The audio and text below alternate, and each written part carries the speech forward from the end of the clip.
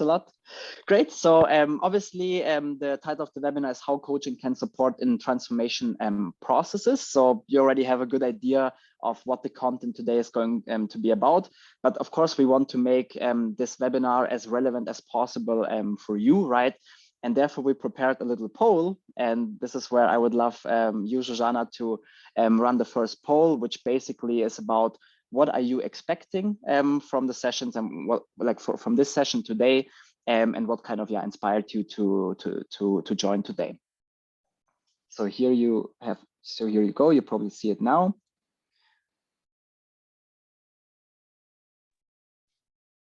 So I can see how people are filling out the poll now. So is your expectation, what are you hoping to get out of today's session? So we like to ask that to our participants, just so we make sure we cover the right content for you guys. Exactly. And I already see some people are filling in. Interesting. Clarifying questions on an upcoming transformation process. Yep, that's very interesting. General interest. Yep, perfect. Great. And I think now we have the results. Okay, got it. Yeah. So on the one hand, I can see, again, general interest. On the other hand, I can see here, let's take it here to this screen, clarifying questions on an upcoming transformation, and then also learning more about coaching opportunities. This is where the interest lies, and that's perfectly fine. And this is all what we are going to cover today. So let's maybe start with, first of all, what is probably known to most of you is that transformations happen nowadays almost everywhere, right? There could be a digital transformation coming up because there is new tech stack that needs to be implemented in order to work more productively. There could be a change in leadership due to the pandemic or other reasons that the company is now more decentralized. Working from home is now the new normal. And of course, with that transformation, also new challenges arise. And now we have another poll where we would be really interested or we actually have two polls where we would be really interested to understand what are already your current experiences with transformations. And also, this is the first poll. This is just very interesting for us to understand, what are your experiences so far? Have you gone through a transformation already? And kind of what are your thoughts around that? Okay, so I see some people already went through a transformation, some people did not. Just give it here also another bit of time. Cool, got it. Okay, some people have, some people not. That's perfectly fine. Now we have another poll just coming up, also again to get a better understanding of like who are we talking today, where we'll be really interested to understand what kind of transformation have you gone through if you have already went through a transformation. So you should see the next poll now here, and then we will dive right into the topic of transformation.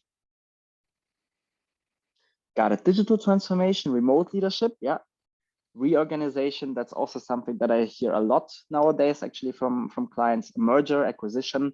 That's also very, very, how would you say, interesting process that is going on, and especially from the cultural standpoint. But we will talk about that in a second as well. Cool. Thanks a lot for your participation there. Now, as we acknowledge that, again, these transformations arise in multiple different or in various different forms and are almost omnipresent nowadays, I would like to share with you a mental map. And this mental map is something that we use here at Sharpist as well. As many of you maybe know, Sharpist is still a startup, I would say, almost like 100 employees big, and we have a lot of transformations going on. A lot of things change in a high growth startup such as Sharpist, but also from our clients, right? We speak with a lot of different clients, on a daily basis, and we use this mental map ourselves, and also we introduce that mental map to our clients in order how to go through a transformation successfully. And so basically, before the transformation starts is you have the status quo, right? This is where you are right now. You have basically, this is maybe already good to blend in here the next animation, and you have a future state, right? This is what you need in a transformation. You have a status quo and you have a future state. So an easy example could be the status quo right now is we are on, I don't know, 20% year-on-year annual recurring revenue growth, right? But we need to go to 40%, right, in the next year. And this is then what we aim as the future state. And in order to reach that future state, right, obviously we need some time for that. But in this time period, we also need to improve some sort of quality, right? Because we will not magically go from 20% annual recurring revenue growth to 100% or 40% annual recurring revenue growth. And before basically now analyzing and going through the different stages of the process, what we find is always very helpful in the beginning is to understand that the potential in order to reach that future state is already there. And the reason why we think that is so important is because these transformations are always like a little bit of a scary thing, right? Because most people, as you maybe know, we don't really want to change, right? Because change means a lot of uncertainty. It means to learn new things. It means to adapt to situations, and that can be quite challenging. And therefore, if we ourselves acknowledge that we have the potential to go there, right? We just need to do some adjustments, and that helps us in terms of motivation while we go through maybe different challenging periods from time to time, in order to keep motivated and to reach our future state. And then, of course, once we reach our future state, then our status quo, or basically then the future state becomes our status quo. And that is also quite powerful. And that is kind of like how the way all transformations play out, I would say. And when we think about transformations, most of the time we think about, I would say, the business side of things. So what do I mean by the business side of things? First of all, we will do a gap analysis. We need to understand, okay, we are right now at 20% annual recurring revenue growth. We want to go to 40%. Where's the gap? Like, what do we need to change in order to, what do we need to change in terms of the structure that we currently have? What do we need to change in terms of processes that we currently have in order to reach that goal? That is one aspect of it. The other aspect is then a little bit more detail, as I mentioned, is the business side of things. So we acknowledge that we need to change a little bit the structure. Obviously, we then need to restructure some departments. Maybe we need to even restructure how the organizational structure. Maybe, so we had also examples where we saw companies changing from line and staff organization to a matrix organization because that was necessary in order to reach the future state. It could be, again, new IT infrastructure that is required in order to work more productive to reach that future state. It could be specific KPIs that you need to develop in order to monitor that progress, so that you know, are we on the right track to reach our goal, right? And this is, again, more the business side of things. And it is important to acknowledge that the progress in order to reach that future state is not linear, right? We would love to be linear, but it's oftentimes it's not. And the reason for that is, especially in the beginning, you can see that while time is passing by, the quality is not really improving that much. And there are two reasons for that, and it probably makes a lot of sense, but it's still good to think about it. In the beginning, while we're doing the gap analysis, we need to first make a plan, right? We don't just want to run and everyone is doing their own thing, but we first need to sit down and really understand what are the gaps, make a good plan, and only then we can start executing on it. And the second reason why we don't see progress in the beginning is we want to change the business, but at the same time, we still need to run the business. And this is very challenging, right? And especially in this moment, this is a very, very challenging period also for the employees, right? Because you need to run the business, you need to change the business, and it's often a very stressful and hectical period, especially because, again, now you realize, okay, we need to restructure things, we need to change processes. And that is why, again, quality in the beginning doesn't really go up in the beginning. As you see later on, once we have our plan, once we start executing, this is where then the quality really takes off, right? And then also at the later stage, you see also it's not a straight line, but again, you see that, yeah, it's flattening a little bit out. And as you know, probably from your own experience, even though you do in the beginning the gap analysis and you have a plan, these plans can change, right? Because again, our environment is changing, we need to adapt to it. Maybe a new leadership team is coming in, they have their own agenda, right? And so we always need to adjust, and that's why always we need to, yeah, spend some more time on figuring out if our plan still matches our plan to reach the future state. So it's more like an S curve, right? And again, this is what we would summarize as the factual side. And I would say that most customers, when they think about a transformation, this is what they think about. Gap analysis, what are the things that we need to change? Very rational, very logical. And absolutely, this is a big part of what the transformation is about. What a lot of customers forget, although, is the other side of a transformation. And this other side of the transformation is what we call the psychological side.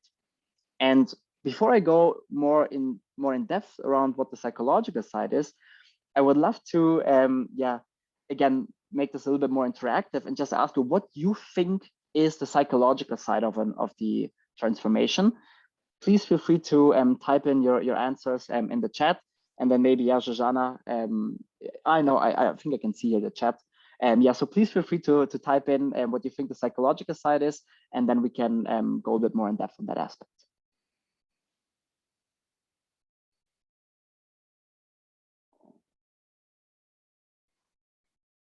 Okay, so far, yeah, now I see something. The effect on the employees, fear. Safety overall, yeah, big one. Motivating the employees for the change. Perfect, yeah.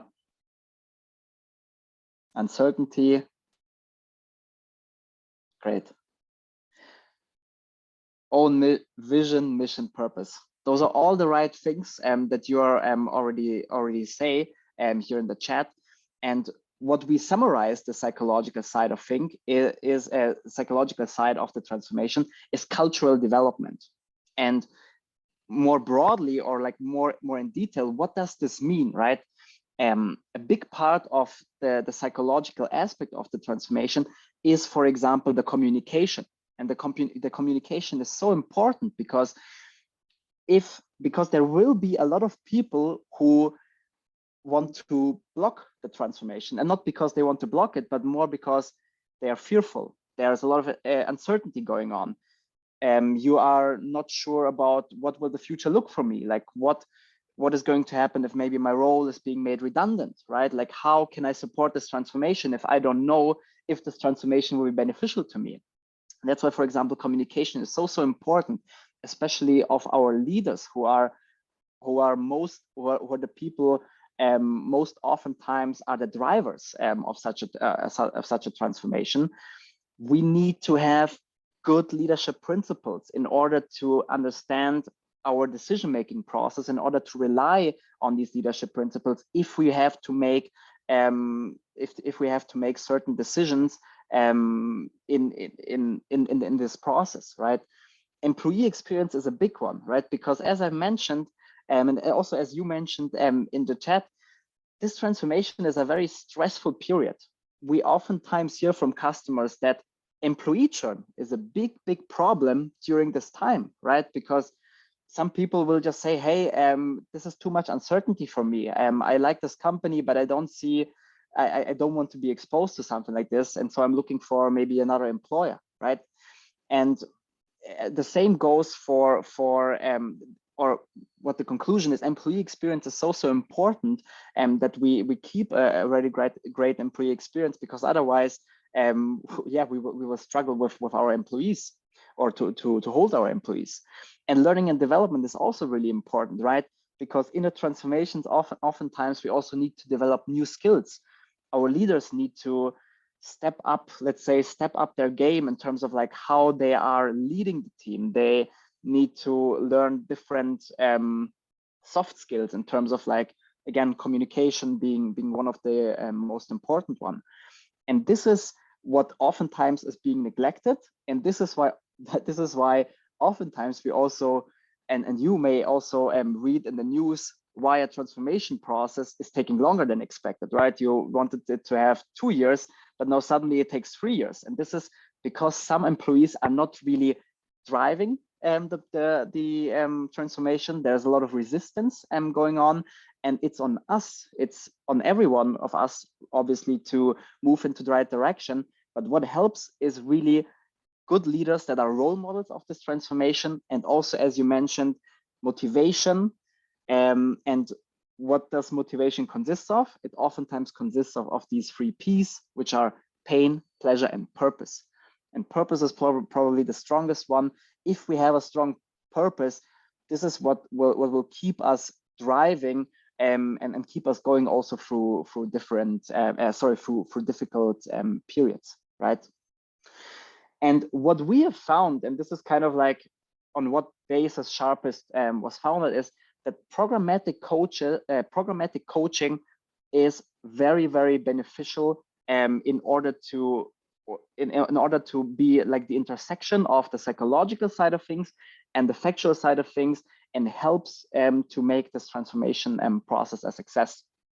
And before we go more in depth into programmatic coaching, we need to first, or let's define what programmatic coaching actually means, right?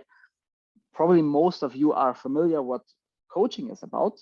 And coaching, I would say, in the easiest form, is basically empowering people to achieve their goals, right? In the easiest form, right? We have a coach, and the coach helps us to, or empowers us to reach our goals. What programmatic coaching is basically the same. It is coaching as well, but it includes also the organizational context in the coaching. So what that means is, not only will you have a coach that you work with, but this coach will then be briefed by what is going on in the company, what are the challenges that we are currently facing, why are we having this coaching, right? Why are we actually doing this? And also, how would you say, for example, what are, for example, the leadership principles that we have? What are the company values that we need to bring into the coaching? Because this is who we are, this is what our company stands for, and this is what makes the coaching much more effective. Because what the coach can now do is, if the coach works on an individual challenge with a leader of the company, they can now tie back also the organizational context and say, hey, look, this is exactly what one of your leadership principle is about, and this is why we are working on this. And now suddenly your leadership principles are not just a poster on the wall anymore, like how it oftentimes is, unfortunately, but the coach can now help to really make these leadership principles alive, so that your leaders are living these leadership principles on a day-to-day. This is again just an example of that, and we have a nice saying that summarizes this whole mental map, which is, like an orchestra, every initiative that you see here in this mental map brings in its own melody, and all of these pieces are important, but the result is more than the sum of all the parts, right? And so that means is basically how we always think about this, especially your leaders, right? They are the conductors of that transformation. And if we can help them improve, right, and work on themselves and be even better conductor, this is how we get a great symphony at the end, aka have your transformation a success. And just to get and the later part of this webinar, I also want to give a concrete example of how, again, we can use programmatic coaching in a transformation process. For that, and also to give you a better understanding of what programmatic coaching looks like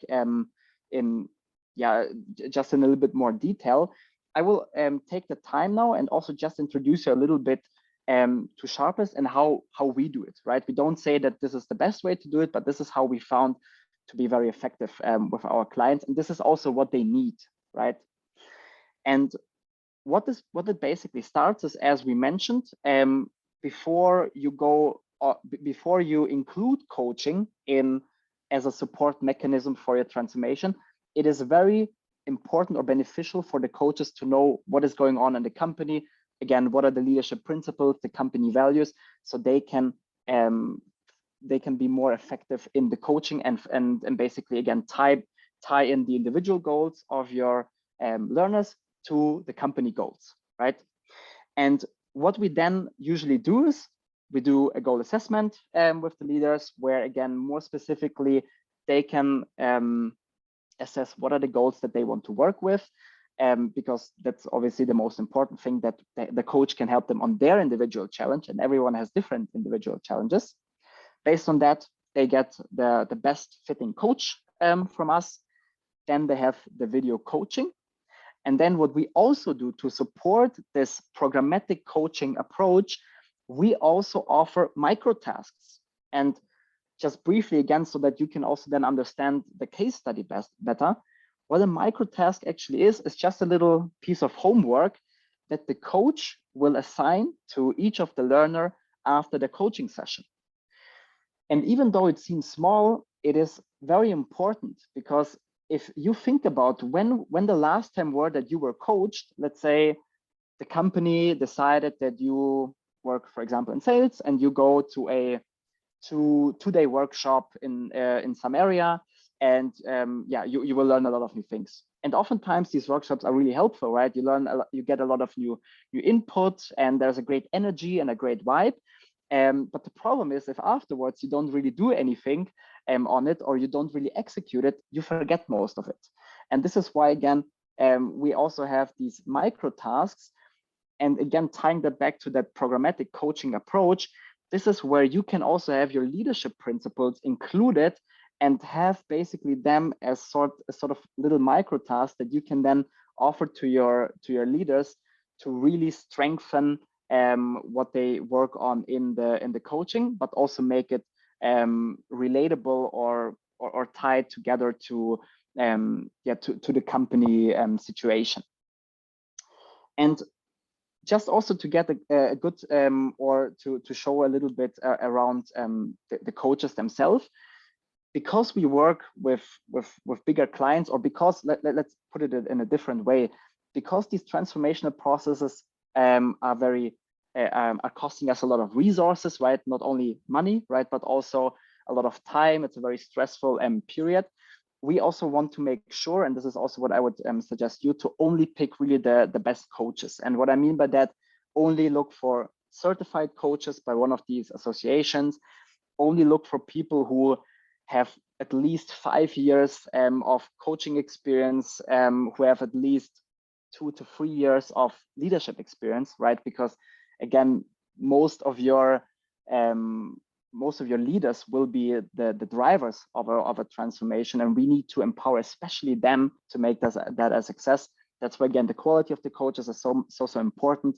And then again, the micro task, we found that, and we hear that also from our clients, and that it's a very helpful for them, because this is how we keep the learners engaged. I'm 100% or I'm very sure that you also, if you work in the learning and development department, you probably also have some sort of like e-learning offering, right? And not to discredit e-learning, this is really great, but we need to get a way to really keep them engaged. And if the coach themselves pick the right micro tasks that are relevant to you, then we see a much higher engagement, and we see really this continuous learning from which we all in learning and development dreams that our employees really learn continuously and not just once per month.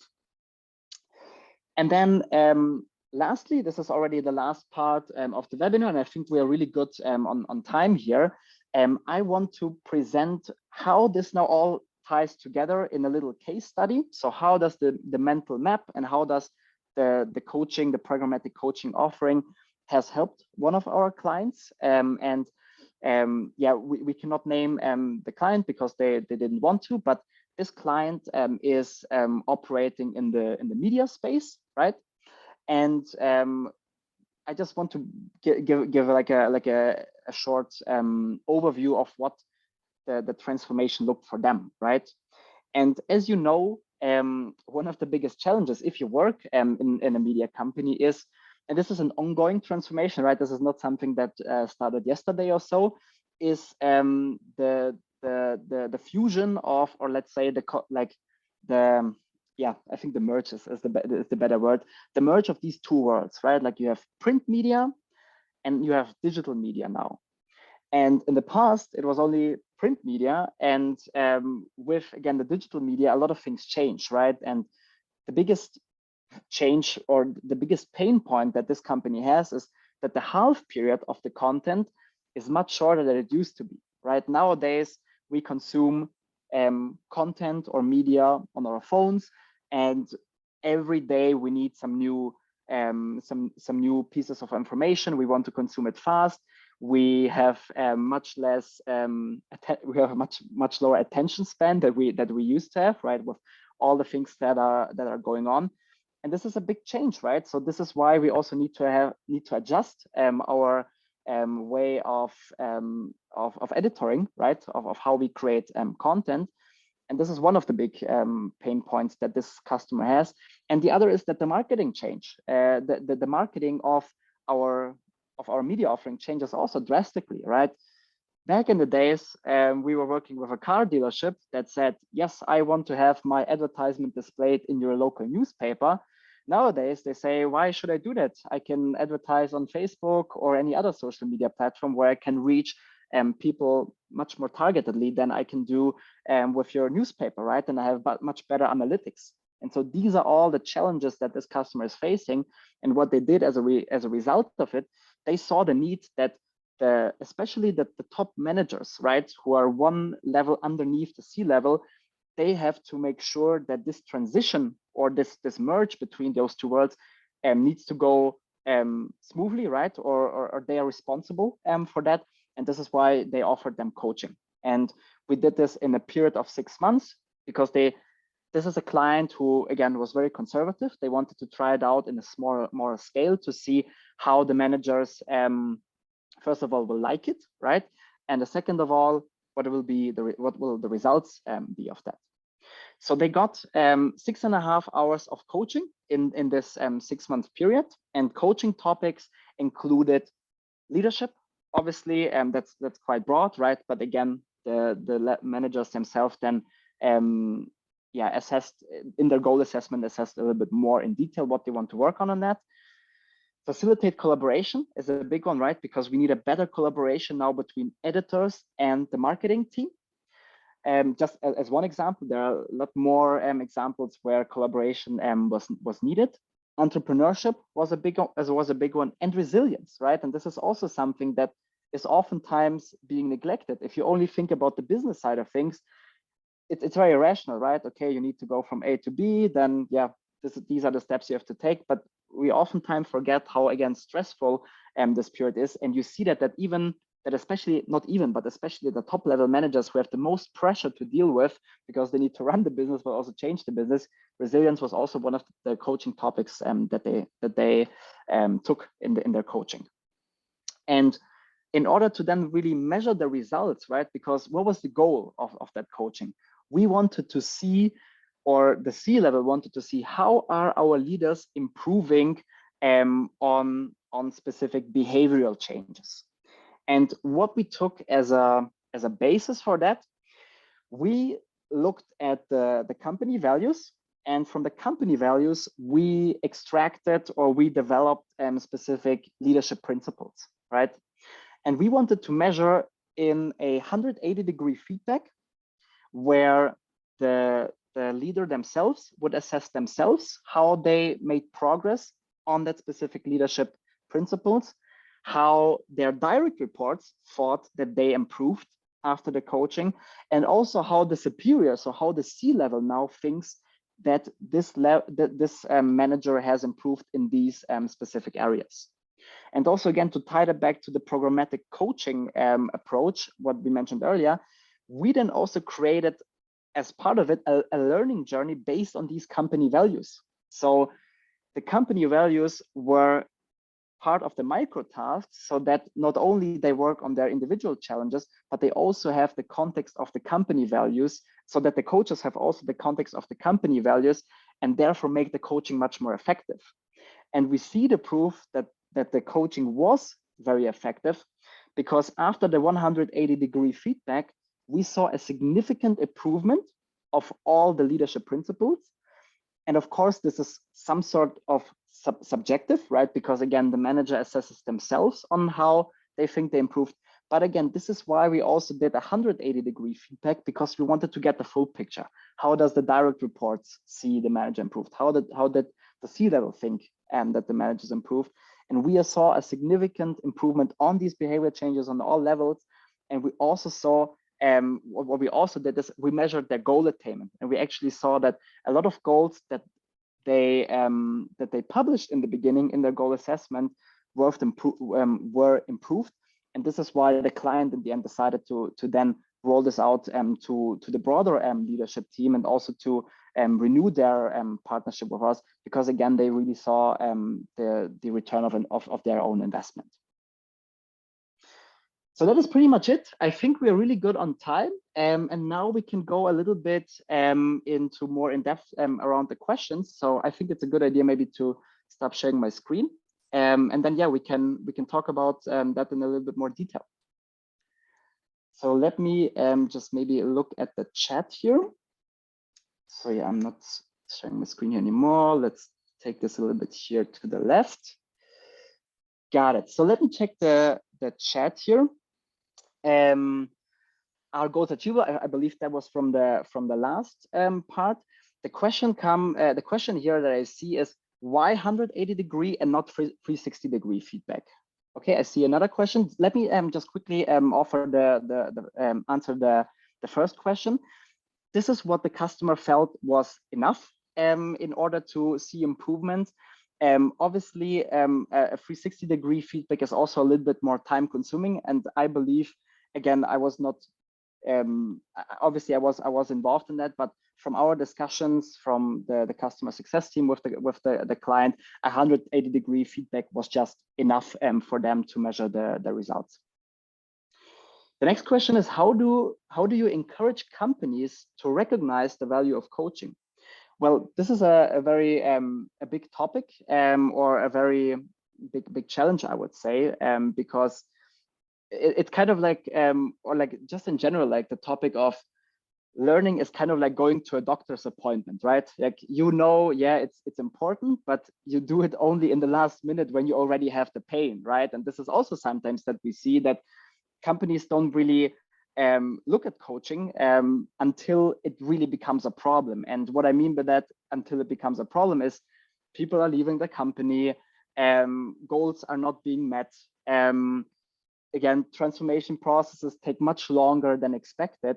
So how would you encourage that? I believe the best way is to have these people that are skeptical about the value of coaching, just give them a free coaching session, right? This is what oftentimes, again, I'm working in the sales team. When I speak to someone from the HR department or from the learning and development department, if they see the value and they are great believers in coaching, but they are not sure if the managers will be, just give them a coaching session for free, right? And this is something that we also even offer. One idea that we also do is we do these kind of educational webinars where sometimes we also bring in coaches, and then we do a little role play, right? Where one of us plays the learner, the other one plays the coach, so that they can see what coaching is about. And it's really interesting because even in this 10-minute period, oftentimes the learner sees already tangible feedback that they can use in their day-to-day. So to answer the question, I would just say let them try it out.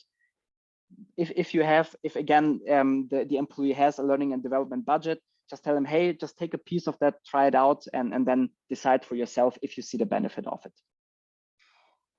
Hope that answered the question. If not, feel free to put a follow-up question in the chat. How do you react? I just read here the next question. How do you react as coaches when you realize that the greatest resistance come from the middle management? Okay, so the question is, how do you react as a coach?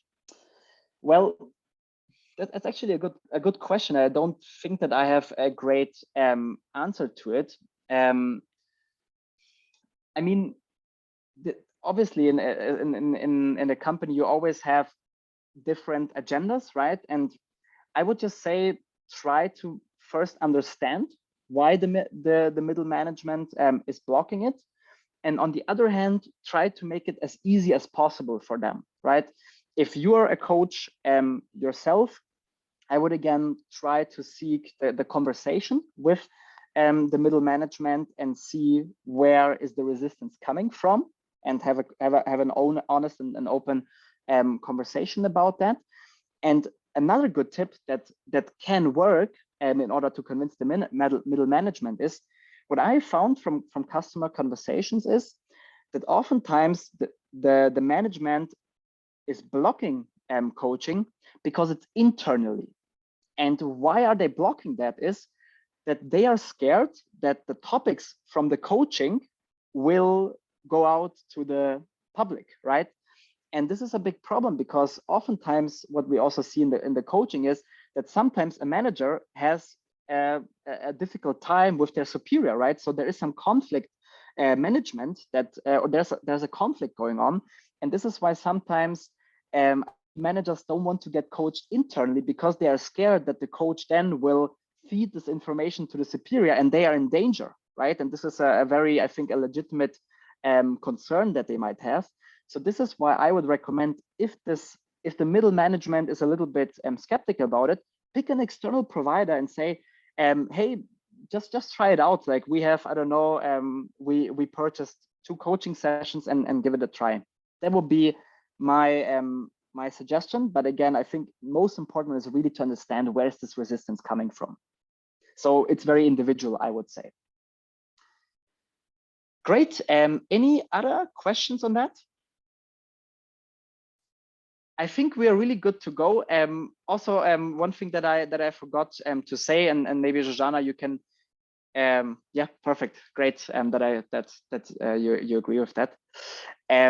One thing that I forgot to mention is, if again this whole topic sounded interesting to you, Zsuzsanna will now also post into the chat a little link where you're more than happy to have a conversation with us if you think coaching again could be beneficial in your upcoming transformation. If you want to learn more about Sharpist, if you want to see again what we can do in that sense, we're more than happy to have a conversation with that.